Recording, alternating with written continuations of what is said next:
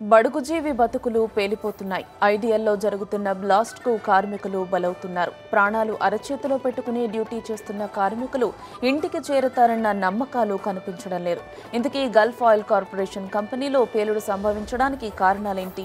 6 సార్లు పేలుడు జరిగిన యాజమాన్యం కళ్లు తెరుచుకోకపోవడానికి కారణమేంటి? 26 మంది కార్మికులను పొట్టన పెట్టుకున్న ఐడియల్ బాంబ్ పై ఓ కథనం. గల్ఫ్ ఆయిల్ కార్పొరేషన్లో పేలుడు, 2 కార్మికులు మృతి, 13 మందికి తీవ్ర గాయాలు. తెలంగాణ రాష్ట్ర రాజధానిలోని కుకట్పల్లి గల్ఫ్ ఆయిల్ కార్పొరేషన్లో భారీ పేలుడు జరిగింది. ఈ ఘటనలో 2 కార్మికులు అక్కడికక్కడే మృతి చెందారు. మరో 13 మందికి తీవ్ర గాయాలయ్యాయి. వీరంతా డిటోనేటర్ ప్లాంట్లో ఫ్యూయల్ కాయిల్స్ ను తొలగిస్తుండగా ఈ పేలుడు సంభవించింది. దీంతో శ్రవణ్, అమర్ అనే కార్మికుల దేహాలు తునాతునకలయ్యాయి. మరో 13 మంది తీవ్ర గాయాల పాలై ఆస్పత్రి పాలయ్యారు. ఓన్లీ మేనేజ్మెంట్ వల్లనే ఇది జరిగింది. నిరమైనటువంటి మంచి పర్మనెంట్ వర్కర్ల ద్వారా చేపిస్తే ఈ ప్రాబ్లం ఉండేది కాదు. ప్రైవేట్ వర్కర్లను పెట్టుకొని వాళ్ళ ప్రాణాలతో చెలగాటం ఆడుతుంది ఫ్యాక్టరీ. ఇది ఖచ్చితంగా ఫ్యాక్టరీ వల్లనే జరిగింది, ఫ్యాక్టరీ మేనేజ్మెంట్ వల్ల జరిగింది. హైదరాబాదులో 327 ఎకరాల్లో 1974 ఏప్రిల్ 7న అప్పటి ప్రధాని ఇందిరాగాంధీ ఈ కంపెనీని ప్రారంభించారు. ఈ కంపెనీలో మొట్టమొదటిసారిగా 1980లో పేలుడు సంభవించింది. అప్పట్లో 7 కార్మికుల ప్రాణాలు గాల్లో కలిసిపోయాయి. ఆ తరువాత 1984లో మరోసారి పేలుడు జరిగింది. ఈ పేలుడులో 2 కార్మికులు ప్రాణాలు కోల్పోయారు. 2003లో భారీ పేలుడు సంభవించి 11 మంది కార్మికుల ఊపిరి తీసింది. ఆ పేలుడు ఎందుకు జరిగిందన్నది మిస్టరీగానే మిగిలింది. మళ్లీ 2007లో 2, 2013లో మరో 2 కార్మికులు పేలుడుకు బలయ్యారు. ఇప్పుడు 2015లో 2ని పొట్టన పెట్టుకుంది. అడపాదడపా చిన్నా చితక పేలుళ్లు సంభవిస్తూనే ఉన్నాయి. 2003లో కూడా చాలామంది 10 మంది వరకు దుర్మరణం జరగడం జరిగింది. 2008లో కూడా జరగడం జరిగింది. 2013లో జరిగింది.